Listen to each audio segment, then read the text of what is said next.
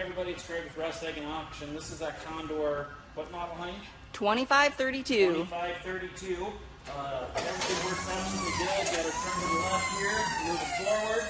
Got the joystick control up here for forward, reverse, left, right.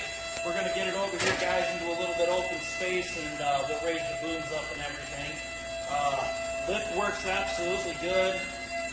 Batteries have been updated. Pretty simple to control, guys. You've got your foot switch for your dead man switch up here. That has to be in, and then you have to make sure your emergency stop's pulled up, and that makes all your controls live up here. Now keep in mind, you do have some lower controls down below, so if you're on the ground, you want to move the machine back and forth, you can do that. Now keep in mind also, another big feature is this has the extending platform. Now it's a manual extending platform, and there's a picture in the write-ups and everything.